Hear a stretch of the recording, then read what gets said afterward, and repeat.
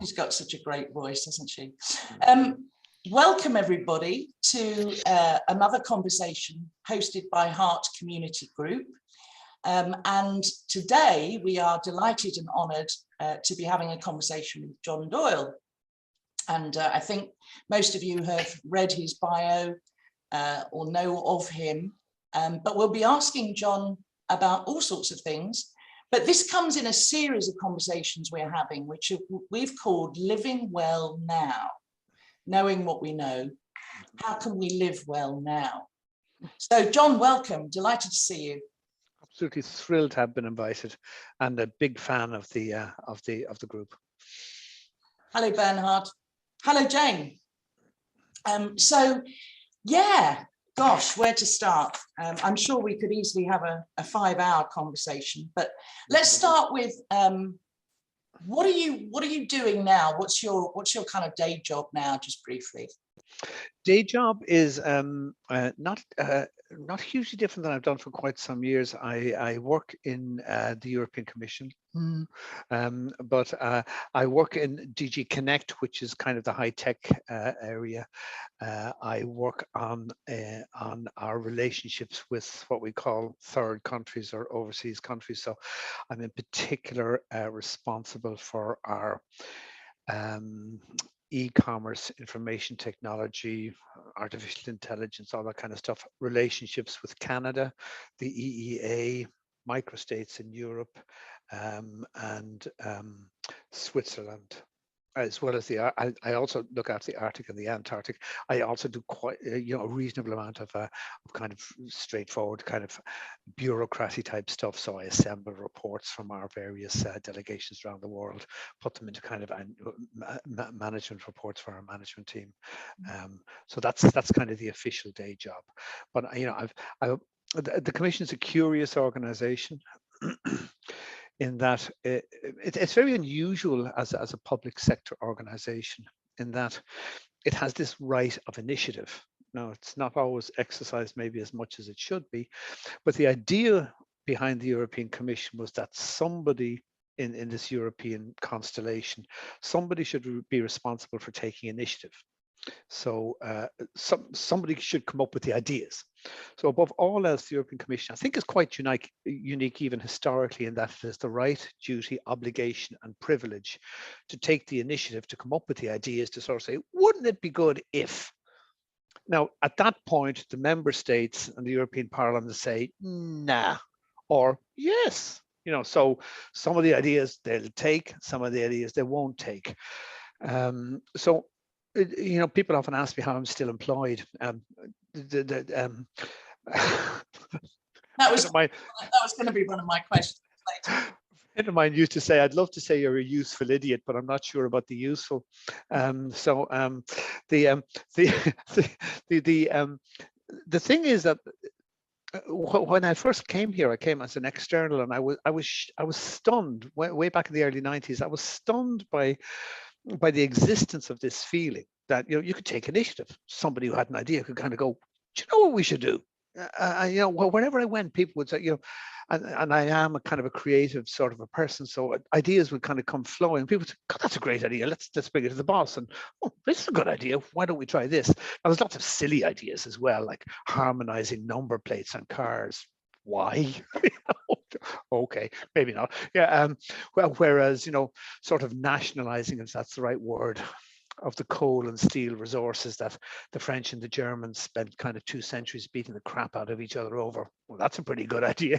If everybody owns it, we can't fight over it, kind of thing. So it was back in about 2003 to 2004 that I suddenly realized what was happening with the climate change thing. I had been seconded to this special task force that was supposed to implement what we called at the time the Lisbon strategy. And this Lisbon strategy was the notion of making Europe the most competitive knowledge-based economy in the world by a given date. And we had country responsibilities and thematic responsibilities, and I found it quite quick at my job. I'm fairly sharp, and suddenly found myself bored. So okay, what do I do now? Wandered down the corridor, and there were two men and a dog. In fact, it was actually two ladies, two wonderful ladies, writing the first ever sustainable development strategy.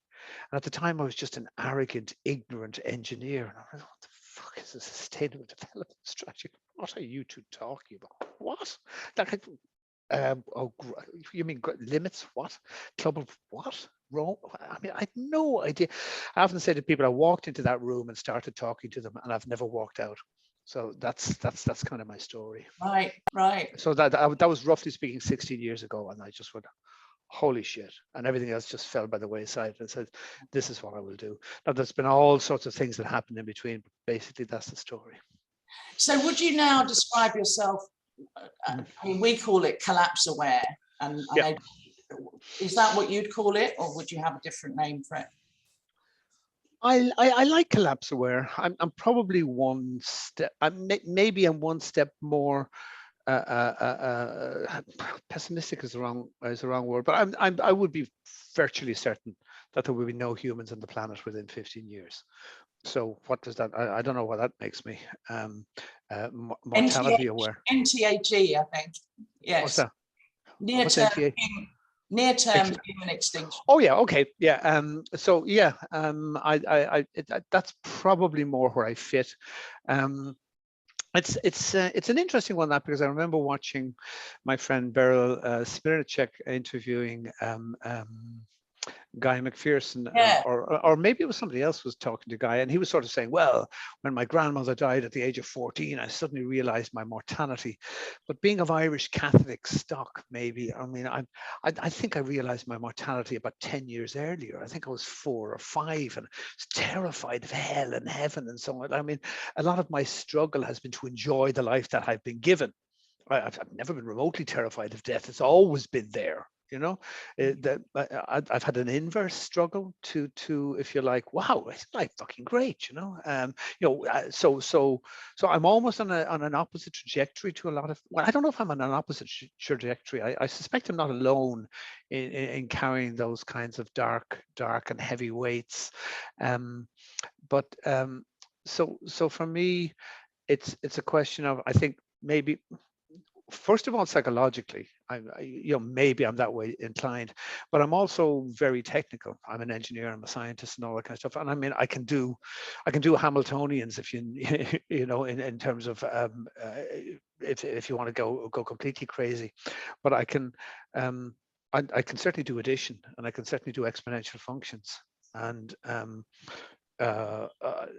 those things don't lie to me when kind of, well, if that you know, so yeah. I now that's I kind of insist with people on facing that all the time, with this little what Alan Watts often refers to as the Hintergedanke, the little thought in the back of your mind that, were we to actually I don't know, crack something, well, then who knows?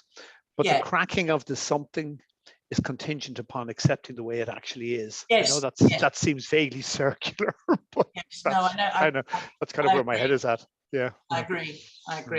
Thank you. So what I always I can only imagine, but how have your views, your take on our kind of interconnected predicaments, how does that tend to go down with others in the European Commission?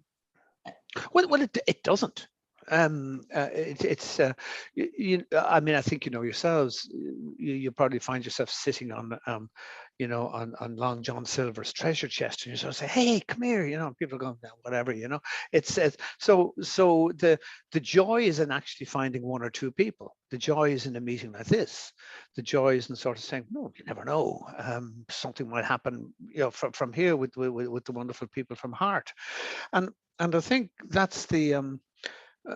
I think that's one of the reasons myself and the chap who was most affected by your, you know, by your what do I call it, topology, I suppose, for understanding, was an ex-Director General of our Directorate General for Fisheries. I mean, he's a wonderful man, Bernard Fries, and he just said to me, "Why didn't we know this?" And he was part of this kind of underground thing, but underground, unofficial thing that we were doing, calling occasional strike days and getting things, you know, all sorts of things happen. But the truth is that what we're probably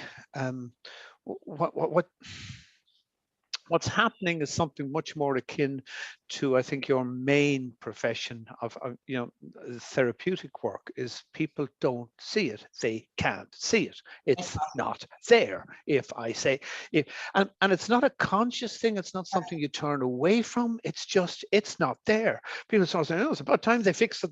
You know, you have a really in-depth discussion with somebody, and then somebody will sort of say, yeah, it's about time they got a handle on this climate change stuff. Now, anyway, about artificial intelligence.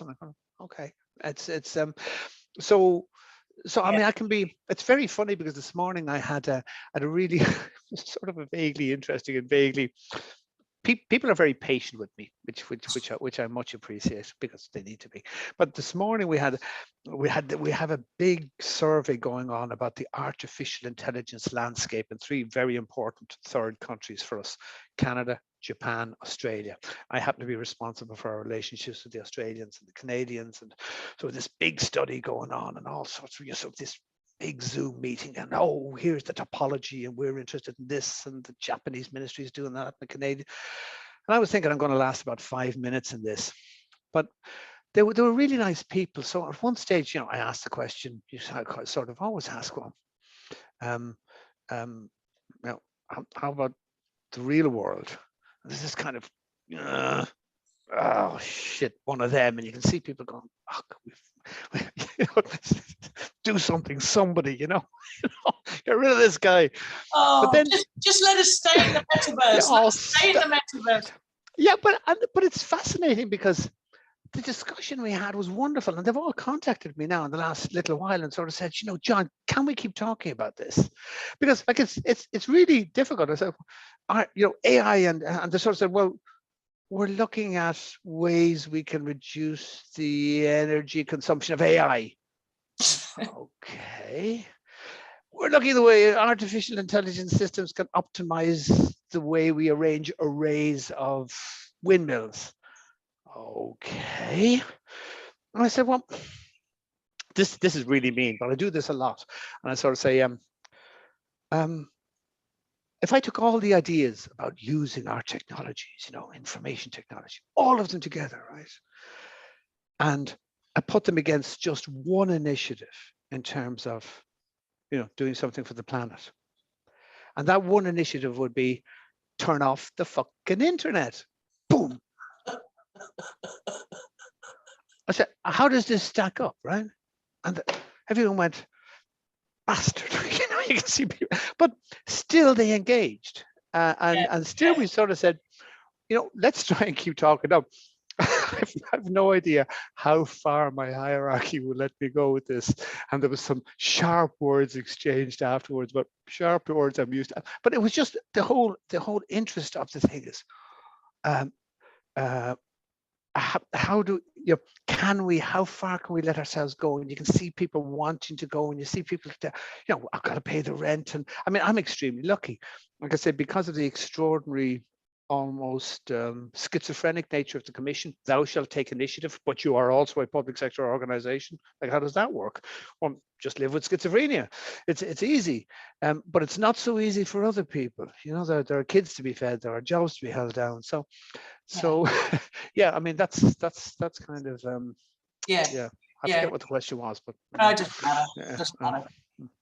So tell us something about your kind of emotional / spiritual / psychological journey with all of this. Something obviously that we're very engaged with, supporting people in. I think in many ways this is the challenge. I mean, when you spend enough time in this space, you're inevitably drawn to anybody else who has spent any time in this space, and you get lucky. Well, I certainly got lucky, and my gaze turned a little bit more towards the east. because I find, our Western mythologies, for mythologies they are, the things that help us go, they're all kind of creationists. God made us, he molded us out of clay and he zapped a little bit of spirit in there. Now here's the earth, be very good, and eternity will be fantastic. And that's it's a fantastic mythology, I think, for kind of practical kind of people. Okay, roll up your sleeves, sweat of the brow, and all that. Make stuff, do stuff. It's all good. It's literally an arts and crafts mentality. He crafted us. Keep arting, keep crafting. There's the East points you towards something completely different, or begins to open up that perspective. I'm a big fan of people like Alan Watts and so on and so forth. I'm fascinated. D.T. Suzuki. I'm listening. I can't believe somebody can actually write an entire book about the tea ceremony, and I'm reading it.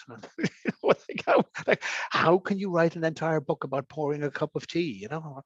To be honest, it's better than talking about artificial intelligence. But anyway, so for me, a big moment came at the beginning of the COVID crisis, and I covered it. I won't go into this in too much detail, because if you want to follow it, I do 2 Zoom thingies on YouTube with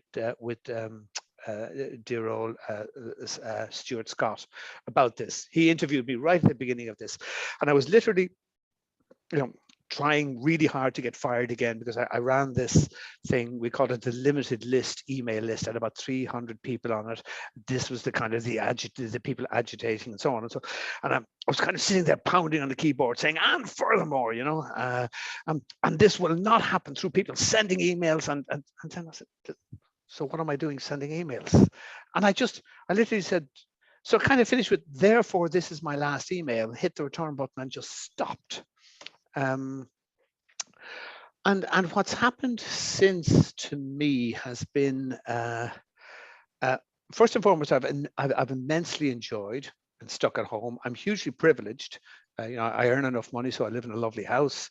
There's enough rooms around here so that 4 grown kids can come back when they need to with boyfriends and girlfriends. This is a teleworking center, but it's been a total. At the same time, I started, I started in earnest. I started therapy with a wonderful lady called Monica, and she's into this. What's it called? It's a guy called Fagioli. It's psychosynthesis. Yes. She's a kind of a follow-on from Freud, Jung, Adler, and the others, kind of really kind of synthesizing who you are, who you were, who you want to be. And I find there rails that I can hold on to, mechanisms that work for me. I find, getting to those childhood traumas, understanding my relationships with others, even those close to me. So I find myself increasingly in this kind of immediacy. It would be a little bit wrong to kind of be pretentious enough to say living in the moment, but like I find myself in the immediate presence of what is and what isn't a lot, and I say I'm also privileged to be able to say it like it is. I've thought a lot about whether I should say what I'm going to say next, but I'll say it anyway. As you know, I'm rather energetic and funny and so on and so forth. And but I found I went walking in the Pyrenees about 6 months ago, and I was leading everybody and bounding up mountains and so on and so forth. And then I went to Ireland a couple of months ago, and we tried to climb a little hill in Wicklow, and I couldn't. And we thought, oh, he's got COVID, but I didn't have COVID. So I did a bunch of tests in hospital last week. No, it was last week. Yeah, end of last week. Everything's great. Lung capacity of a whale, and all my bloods are fantastic, absolutely brilliant. And then they sent me for an ultrasound, and I sort of said, I'm pretty sure I'm not pregnant, but carry on. Far be it from me to tell you your job. But it turns out I have a problem with my heart. what? You know, I'm a bloody vegan. I can't have a problem with my heart. You crazy? And so I'm saying this now because it's the top left branch or thingy, right? That's blocked. And I have to go in a couple of weeks' time when they'll stick in dye and they'll figure out what's why. And then if I'm lucky, they'll just be able to knock out a little thingy, or they might need to put in a stent, or I might even be luckier. It might just be some electrical problem, or I might be less lucky. But I wanted to share that now because I have no idea. Yeah. It would mean something much less, I think, if I shared it when I know what the story is. Yes, yes. So in ways, I kind of feel, I don't know if you've ever been in that situation where something dreadful has happened to you. And I'm not saying this is dreadful. And suddenly it seems as if everybody else in the world has kind of gone into a strange kind of soundproof room or something, and everything kind of goes whoa, whoa, whoa. And time is passing at a different rate for you, you know, and you're, so what the fuck? Does nobody. Now, that's kind of, I think, where I'm spending a lot of my time, not just since this, not just since the diagnosis or the identification of a problem, diagnosis yet to come, but in a kind of a state where everything, the state has its own absolute intrinsic and unavoidable value. It's almost in quantum mechanical theory terms, it's when you have a wave and it hasn't gone through either slit. There Yes. is no particle yet. So can you live with the world being a wave, or do you have to wait till somebody says black, white, Yes. went through this slit or that slit? Yeah.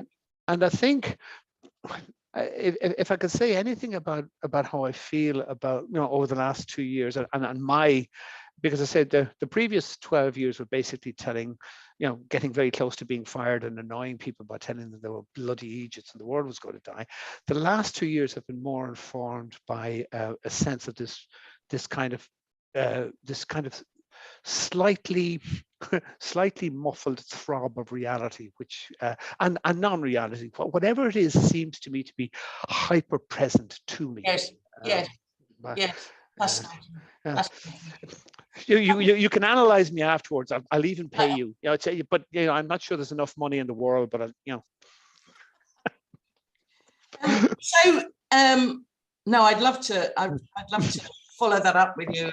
Well, what is it? Basil Fawlty says. Remember all the psychiatrists were having a convention in Fawlty Towers at one stage, and one of the guys goes, "There's enough work here to keep the rest of us, to keep us in employment for 50 years."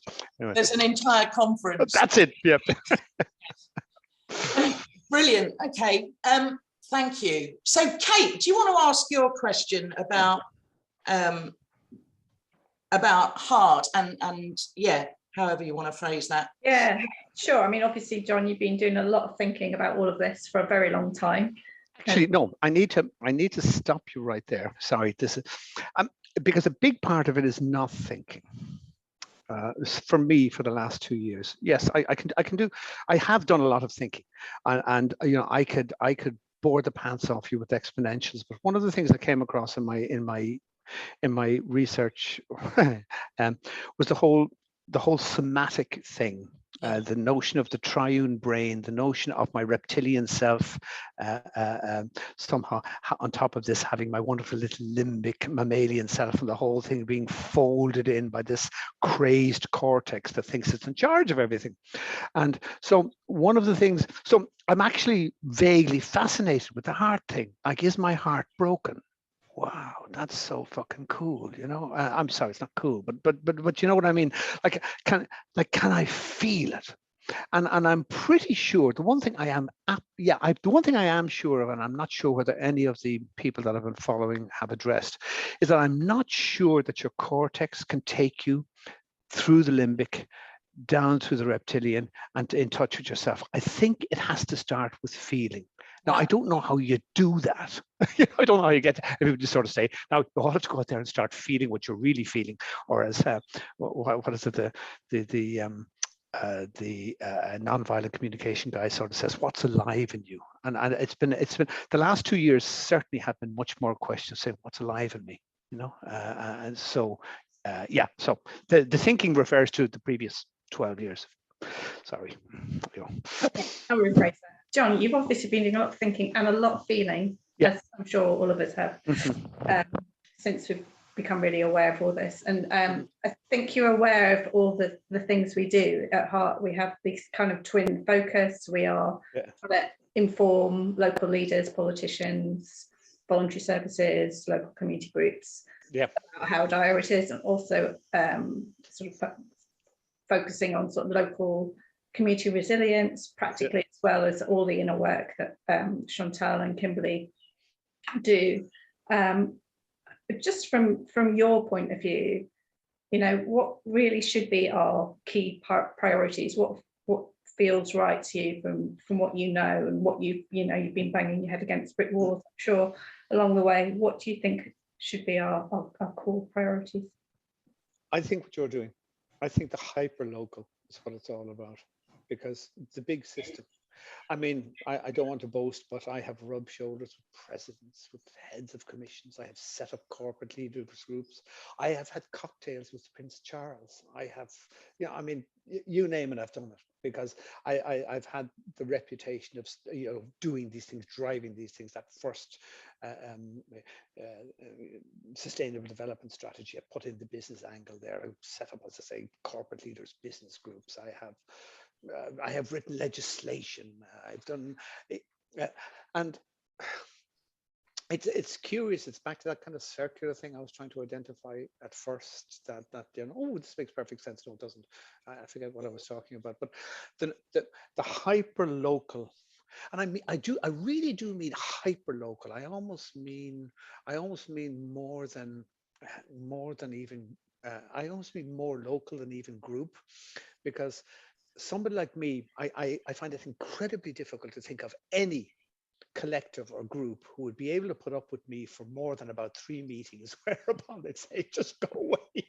So it's like, I'm hugely aware again of the contradiction of what I'm saying, but I think it's the hyper locality. I mean, I was stunned again to read that you guys get these little buildings and get people in, making clothes, learn how to cook, learn how to, wow. I mean, it's just fantastic.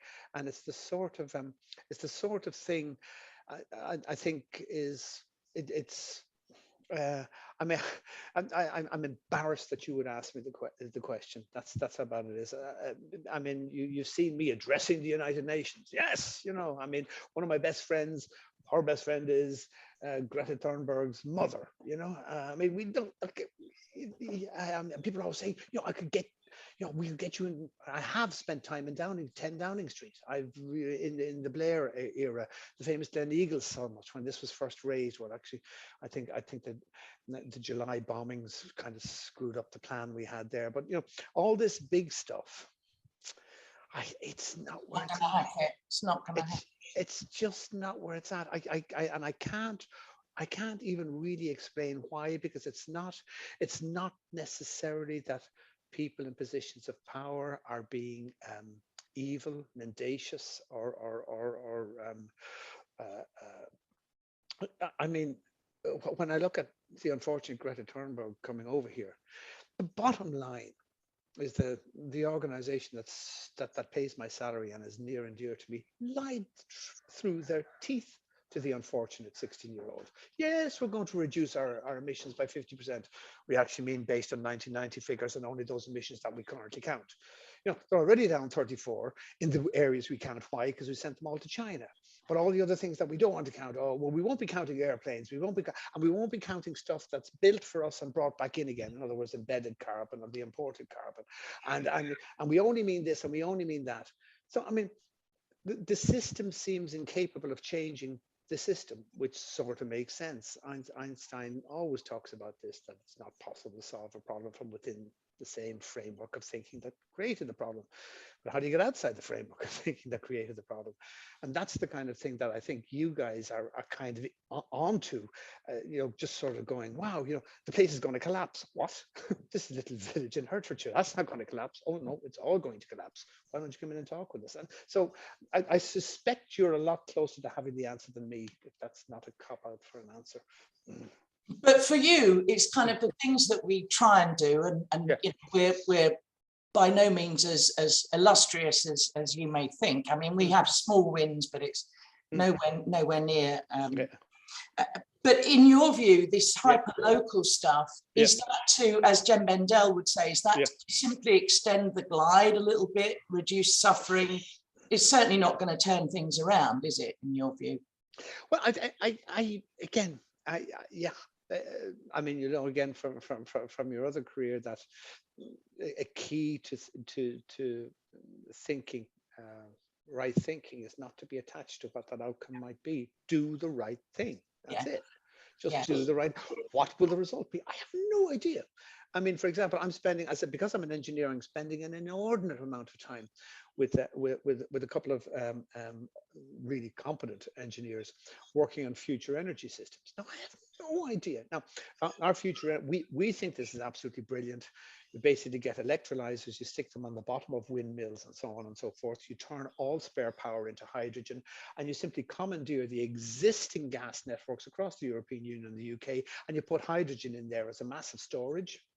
And so it's we think this is so blindingly obvious. I mean, we're getting a degree of support for it, and I'm working really hard again with some of the Irish people as well. Maybe Ireland might be a little island bobbing around that might survive. Maybe Japan will, maybe the UK. But you know, you do the right thing anyway. And I also like working with fellow engineers. It's been so long that I've been stuck in in a bureaucratic thing. So you kind of just. I remember watching this film. I think it was something called The Three Feathers or something, and some guy didn't want to go to war, and then somebody threw feathers at him, so he had to go to war, and he goes wandering around Egypt and Africa and all sorts of places. And there's this weird, huge, big, powerful African man that keeps kind of saving their asses wherever they go. And kind of at the end of the movie, he just kind of walks off. And thankfully, the main character runs after him and sort of says, "Why did you help us so much?" He sort of said, "Stupid question. God put you in my path. Period." That was it. Lovely. It kind of made sense to me, you know. Yeah. But I mean, like how I was thinking again about things that could raise awareness. So in what you're doing, I don't have one with me now, but I often, when I'm talking to people now, I take a little caster with me off the bottom of one of our chairs. And I sort of say, look, when the heat bomb comes the next time in Brussels, all we need is an extra degree, and tens of thousands of people in the old people's homes will die, because we were within 1 degree and 20 percentage points relative humidity back a couple of years of hitting wet bulb temperatures. I'm sort of saying something hyper local, really interesting to do. Where are the supermarkets? Where are the old people's homes? Can we talk to the supermarket owners and make sure we got casters to screw on the bottom of the fridges? When the shit hits the fan, can we shove the fridges up against the wall, bring the old dears across the road, sit them down the aisles? And even if the heat bomb doesn't go away and they're going to die, at least we hold their hands. Yeah, that works for me. Yeah. Now that might sound like are you serious? Because I thought of this because one of my mates, the engineers, when we knew the last wet bulb was coming, and I suspect we'll get it this year again. He's a brilliant chap, but he makes loads of money on stock markets because he sees things coming. So I said, John, why don't we just buy a shitload of cooling facilities, because there's going to be so many bodies to keep cool for the city of Brussels. Now I decided in all conscience not to do it, and he agreed not to do it too. But I'll tell you, want to make a fortune this year, buy cooling facilities in Brussels, or in the southern, not even the southern European. It looks like we're heading for an El Nino, so I'm expecting weather bombs, but you can't really expect them given what's happened in the jet stream. So you can't expect. But this sort of preparation, I mean, doing something like that could be fun, getting people. Well, do you have an elderly person, a vulnerable person that you will look after? How will you look after them? How would you get them from A to B? I mean, maybe running a bit like Dad's Army type invasion exercises. Like, when it happens, this is what we'll do. Yeah. So that might be something else. Yeah. I mean, no, I love that. I love the casters thing. I've heard you speak about that before, and I stole it. Oh, did you? Oh, great! Thank God for that. Yeah. Thank you, Kate. Did you have a supplementary question, or is that Does that? I think that was covered, but I just want to say at this point that we're lucky that our public health director of public health in Hertfordshire gets this. We tweet him sometimes and email him sometimes, and they do have sort of contingencies. So we'll just keep pushing him every time there's something a little bit higher than they. And I suppose the thing that interests me from the point of view of getting your profile increased, why not get him to run? Why not get him to do a dry run? I mean, that would be really interesting. Say, okay, let's pick the 28th of April. We're going to say a heat bomb has settled over, and what do we do with the people? It would be really interesting to see if you could actually run some sort of contingency, because I think this is where the power of what you do can maybe get people aware. Because I mean, you definitely get media. What are these people doing this for? Well, in case there's a 38 degrees and 60% humidity for 4 days, that's not going to happen. Well, and somebody else said we had 40 degrees down, and someone said we had humidity. Oh, this could be interesting, because if you look back in last summer, the most developed economy the world has ever seen, the German economy, like 200 people died in floods. What? Floods in Germany? Are you kidding me? And some amazing things came out of that. A lot of the technology didn't work. So the warnings were there from our various satellite systems and were transferred to the regional people, who, being Germans, a lot of it was terribly efficient, and people kind of got messages. There is a dangerous weather event. Okay, what do you do with a text? I mean, yeah. But a weird thing that happened was, in some of the villages where lives were saved, they had recourse only to Second World War air raid sirens. They worked. Yeah. So. Wow, is that something to learn from? Not gonna say, and I don't know if we're saving people, if we're just adding a couple of weeks of life, or I don't know what we're doing, but it seems like the right thing to do. Thank you. So I'm just going to open it up, and if the rest of you, if you have a question for John, just raise your hand or unmute yourself and ask it. Gosh, the time is flying by. Who has a question? That's wonderful. I've answered everything anyone could possibly ever Stuart. John, you talk about your big grown-up kids that come back home every now and then. Yeah. Are they on the same page as you? Do you have these conversations? It's a little odd. I know it's been massively absorbed, but I almost never talk to them about it. But there was a very interesting incident the other day in the house, because the two boys, for reasons I will never understand, are into MMA, right? So one of them is 24, the other is 22. I think they're just a bunch of thugs. I think it's disgusting. But anyway, they're into MMA and Joe Rogan, right? So Joe Rogan knows everything about everything, and then there's this other Canadian psychologist. What's his name? The real pain in the ass. Again, he's kind of right wing. So he's gotten a lot of trouble with the so-called woke movement, but he has some things to say to young men, but he's also a deeply unpleasant character. I can't remember his name, but Rogan interviewed him, and I saw very little of the interview other than the fact that I can't remember his name. It's probably a good thing I can't remember his name. So, and of course, these climate models are utterly ridiculous. You can't get enough data points to be able to make any sort of prediction, blah, blah, blah. Oh, yeah, fair enough. So they kind of diss the whole thing. And Rory and Matthew, the next day, I came down and they were eating boiled eggs or something. And they sort of said, well, that's it. I'll never listen to that asshole again. Do you know what he said? I mean, how can anyone think that that's the way a climate model works? I mean, that's insane. I mean, how can you just, and I was so proud. Because I've never actually sort of said, lads, do you know what? The two girls are kind of hypersensitive. They're very sensitized to it as well in their own way. So daughter number 2 is kind of an in-country director of an NGO in Honduras, and daughter number 1 works in retail here. But she's anyway, for various reasons they're quite hyper aware. But it certainly hasn't been from me telling them anything.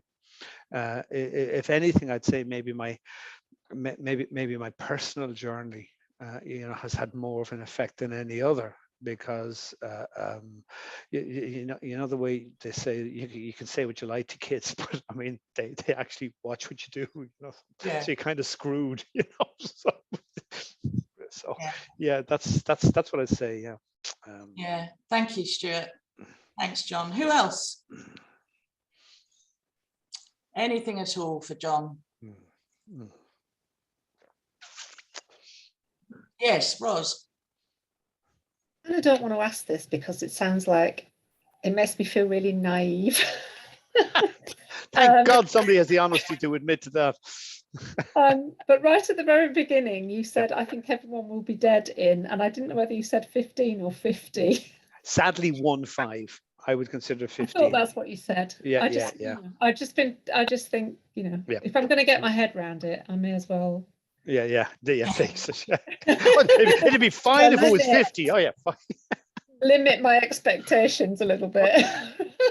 But I mean, again, I think it's really more a question of living with the doubt or the fear, because there's no smooth progression to this. I mean, from my point of view, if I just take two key indicators, if we look at the levels of methane, particularly in the upper atmosphere, and we look at the amount of sea ice left in the Arctic, when that sea ice goes, the simple loss of albedo is effectively the same as adding as much, they used to say half as much, but as much CO2 as we have ever as a species put into the atmosphere. In the same way, what normally happens with methane is it degrades very, very quickly, and it's okay, it's not an issue. But methane is now, roughly speaking, about 1,900 parts per billion, which is almost 2 parts per million in the atmosphere, and rising steadily at the moment. This is crazy. We've never seen this before. 2 parts per million mightn't seem a lot, but over a single year, it's 200 times the greenhouse warming potential of CO2. It's generally given us 180 over 10 years.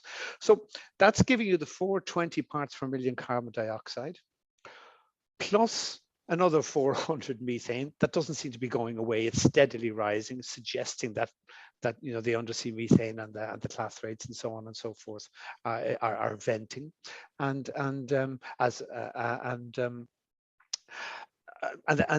say, add to that the final disappearance of the sea ice and the browning of the snows in Siberia and through northern Canada. Like, it's almost impossible to see how we don't get a sudden and dramatic jump.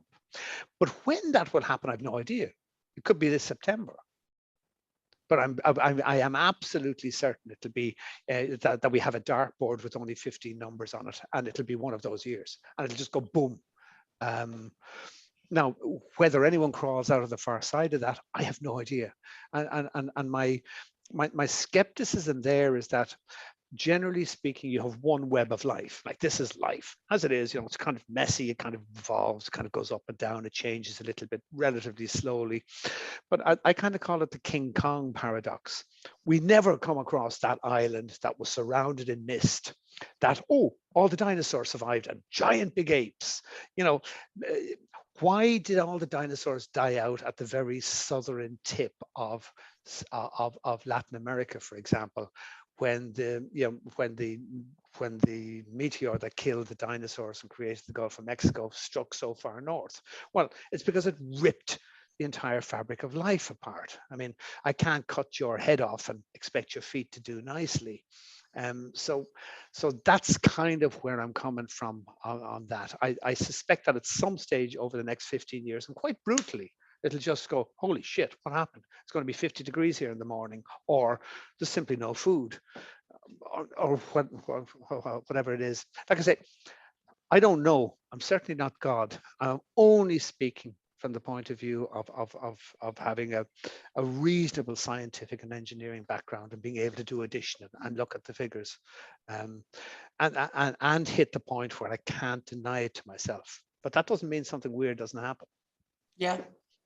Yeah, thank you. I was joking on social media about you being charming, John. You're, and I think you are, and but yeah, it's just the most charming. Sorry, it's the, you know, it's the end of the world, but delivered in such a charming manner that one can't get offended. Yes, Jane. Well, you've nearly said what I wanted to say, really, was that I have enjoyed this talk so much and I've laughed quite a lot, probably more than I've laughed in the last few weeks. Well, that's a result. I also, right at the beginning, wondered whether you said 15 or 50. Yeah. And I nearly put it in the chat and then I forgot all about it. And Right. now the question has been asked and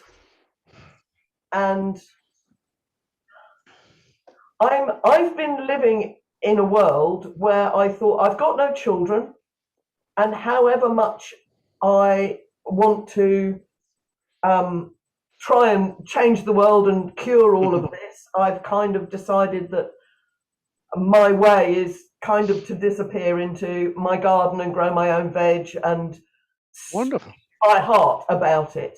Yeah. But I thought that I would be gone before the end came.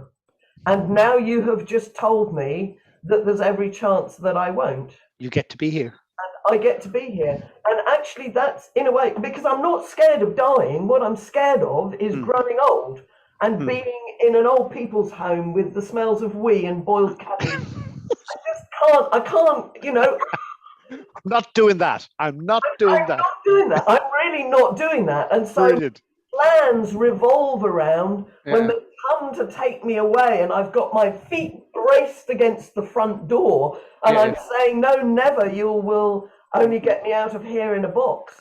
It's not going to happen. Yeah. Which actually is... It's actually pretty good. Exciting. It's Well, exciting. I think you definitely need to give people some motivational speeches on this, because this is precisely it, because you only ever live in this moment. And I think you may have heard me say this before, maybe Kimberley has, that actually it sounds a little bit like Peanuts or Charlie Brown, but the notion that people say, what can we do about it? I said, well, nothing about it, which leaves everything else to do. So stop worrying about it. Like what is it you want to do? You want to grow those carrots, you want to grow those beans, have people around, talk with people, live fully and hold. I mean, and I say I have no idea why I spend so much time trying to work on, you know, future energy solutions. I mean, who knows? Maybe something weird happens, you know. And it also opens strange opportunities. Like, for example, there's a lovely park near us here. There's two old guys. You know, they call them sans domicile fixe, homeless people, homeless guys. They're a gay couple, the ugliest fucking old alcoholic guys you're ever going to meet. They live in a tent under a tree, right? And so somehow there was one of them was still getting his social security, and you know, at one stage I got talking with the guy in the street. I said, "Oh fuck, you know, bring me down," and so you don't have this, okay. Everybody pile into the car. And the thing about homeless people is they stink, you know, and so I was so thankful it was COVID times. I got to wear a mask, you know, which I would have had to do anyway. So I'm driving the guys around. I'm trying to sort out their medical stuff. I'm trying to sort out getting them out of the car. I'm trying to sort out and they're coming around, and when I'm not here, they're asking the kids for money. And the guys are saying, my kids are saying, what the fuck are you doing with those guys, those assholes, you know? And so, but it's just kind of funny. And it's kind of so real. And I said, you should get yourself a job and start contributing to society. What? I think, why am I doing this? And at the moment, it's a thing that's kind of fascinating to me. There's all sorts of ways of looking after homeless people, right? So that I'm just discovering for myself now. And so we had one of the guys in one of the agencies sort of around talking to us, and he's saying, right, you know, the trouble is, and I'm saying, I contribute to and they're sort of, well, we can lodge them here for a little while, but how do you get them actually, you know, together into an apartment? And no landlord is going to sign up for that. And I'm sort of saying, well, could we start something where, you know, people who have some money could at least be the guarantors? I mean, what's the worst damage they can do to kippy apartment. At least I'd be in, I mean, €1,000, I can afford that. I'm a wealthy functionaire, So it's brought me to really odd and different places, and I keep meeting the guys, and now they come around kind of every day to plug in their electrical equipment, or it's vaguely nuts, but what else would I do, so yeah. Fantastic. Yeah. No, I think I was very struck by, I mean, Joanna Mace is always saying this, isn't she? This is actually and I didn't see this at first, but I really do now. It's a privilege to be alive at this time. This epochal moment. Yeah. Absolute privilege. Yeah. It doesn't always feel that way. No. But I mean, again, and I think the important thing, I mean, for me, you guys have no idea how much energy I'll get from just from this talk. And you say, you are not actually alone. There are actually sentient beings out there. Humanity is something that we can cry for. We can actually say, wow, that's a real pity that shit happened, we don't have to listen to all the crap that's going on, it forces an encounter with yourself that you probably should always have been having. If that doesn't, like you can view things as the kind of the life going with death, the blah blah, all that kind of stuff. You can view this as, okay, you really wouldn't listen, so here it is. Holy shit! And I know that's probably a lot of your work as a therapist as well. And Jane's nodding fiercely. I mean, well, okay, you wouldn't listen. There you go. You will eventually listen. This will happen, and you will be listening. Yes, lessons are repeated until they're learned. Yes. Any other questions? We've just got a few minutes left. Yes, Mark.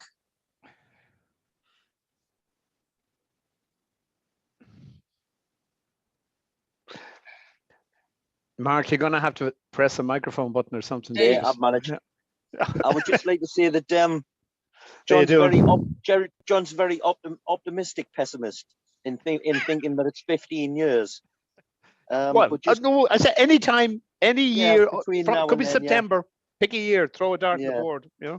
But I was just going to say, going back to what you were saying about it could be any day.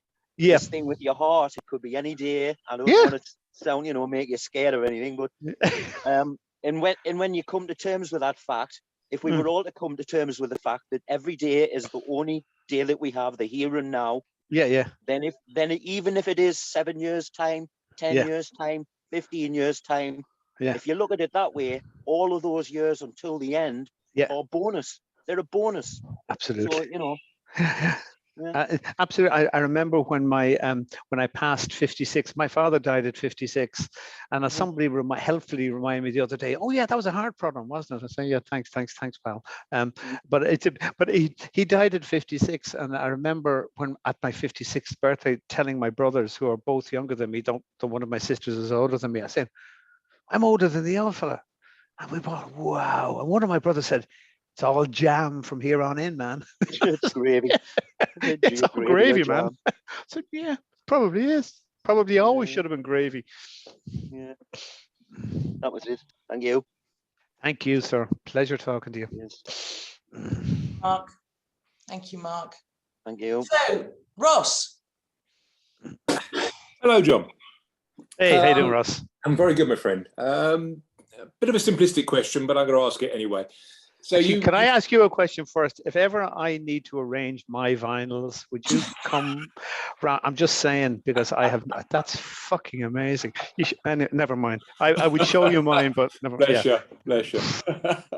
Yeah, it keeps me occupied, just moving vinyl from the other side. I bet you can find anything. I bet if I said sort of Dark Side of the Moon, you'd be able to just walk over and pick it out. Yeah, that's actually somewhere else. It's over there somewhere. Actually, but that's only a little bit of it, so it's more over there somewhere. Okay. Yeah. John, they're actually arranged in height of artist. Yeah, thank you, Kim. Yeah. Ross is my husband, by the way. Just is he? Yeah. Yes. The long-suffering Ross. Oh, that's me, my friend. That's me. Yeah. Well, yeah, probably more the other way around, I think, but never mind. But okay, I'm going to ask this question. So you obviously know about all the the technology that people keep talking about, yeah, you know, whatever it might be. Yeah. Do you have any faith in any of it? None.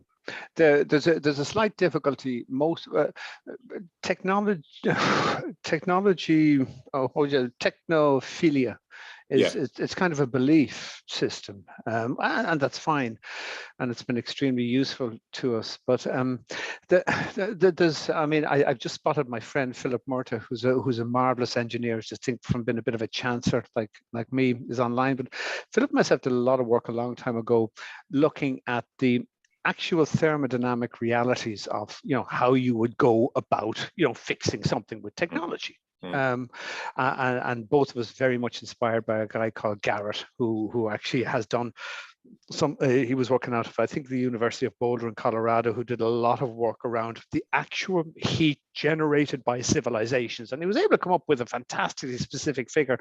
Can't remember what it was. It was something like 0.7 of a milliwatt. I'm sure Philip will probably post this on the chat, for every $1990 of GDP growth. So the way work is done, if it's not being done by an animal, is, you know, some sort of chemical combustion or other processes happening that's producing useful work, which has a technical definition, and waste heat. And in our case here in this system, also CO2.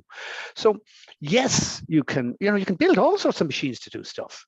But we ultimately reframed, I like to think of it as the Doyle restatement of the second law of thermodynamics. And that restatement is, you can't build a machine to clean up the mess you made making the machine. Yeah, a far better analogy is that famous Pink Panther cartoon where the Pink Panther goes around with a vacuum cleaner, right? And he's hoovering everything up, and then he doesn't like a picture on the wall, and he hoovers up the picture on the wall, and then he hoovers up the fireplace, and then he hoovers up the whole house, and then the Hoover swallows him, and then the Hoover swallows itself. Now, yeah, okay, if you're of a technophilic disposition, that's fine. And theoretically, because we don't have, our system is essentially closed on Earth. Now, it needn't be. And if we had done things very differently, for example, there is an unlimited amount of solar energy. But even then, we haven't got the smarts at the moment to harvest that in any way that would relieve us of the obligation of doing a massive amount of manufacture, which would be done necessarily with combustion. So if we were able to the only thing I see, I was very optimistic in a sort of a mean way when COVID first struck, because had nature's gentle slap on the bottom been heeded, what we might have done was retreat massively as a species, caring for one another in a much smaller space, and just said, let that earth do what it needs to do. I'll grow my carrots and my beans and I'll keep myself going, right? But I let it do what it's doing, because we don't have the smarts to know what to do. Just leave it alone. And I thought COVID might do that, because it looked as if it would be able to hang around in aircraft holes for, you know, more than 38 hours and survive that. But it didn't. You know, the whole thing now is let's get things back the way we were, and we'll solve all the problems that the world has. But basically, we need to return a massive amount of this planet to the planet so that it can stabilize where it's at, because the planet actually doesn't really care that much. You know, a very, you know, complex bio system like this will happily enough stay in a state of kind of dynamic equilibrium until it's pushed out of it. But for a long time, it'll try to get back there, because that's just the way the systems work. Now, we don't have the smarts to manage that. Or, as I said, the neocortex, to me, is the thing that causes us so much trouble, because it reduces everything to kind of words, figures, which we cheat with. We cheat ourselves with them. It's quite incredible. We can absolutely prove to ourselves that what we're doing is absolutely wonderful, knowing full well that it's completely wrong. Which is not to say I wish we didn't have it, but it's just, it needs to have its place. Right. So anybody who spends a little time with, well, certainly with Philip Murtaugh, or anybody who understands thermodynamics would go, you're fucking crazy, mate. Now, the last talk I did was with a guy called Lei Tao, I think, and I think Beryl is on. And, there's a degree of faith there in the kind of mere reflection project. But again, even these, but everybody involved in that will also say the same thing. Yes, if we did this and, well, where do all the ands come from? So that's kind of the one that stymies you or snookers you there. All right. Thank you, Ross. Thanks, cheers, Ross. Thank you. So gosh, we could go on and on, but thank you all so much, and thank you, John, hugely. Could I ask that maybe we do it again, maybe in 6 months, to have another chat, just for the hell of it? Even if we've nothing to say, you're such a wonderful bunch of people. I can't imagine that being the case, but yeah, I'd love to. Would love to. I'm going to send you a couple of things from us that we've done recently, it's just been terrific. Thank you so much. And Jane's saying, yes, please. I can't thank you enough. You're the most beautiful bunch of people I've met in a long time. Thank you so much. I'm genuinely touched, and thank you. Thanks, John. Take care of yourselves. Bye-bye, everyone. Bye, everyone. Thanks, Kimberley.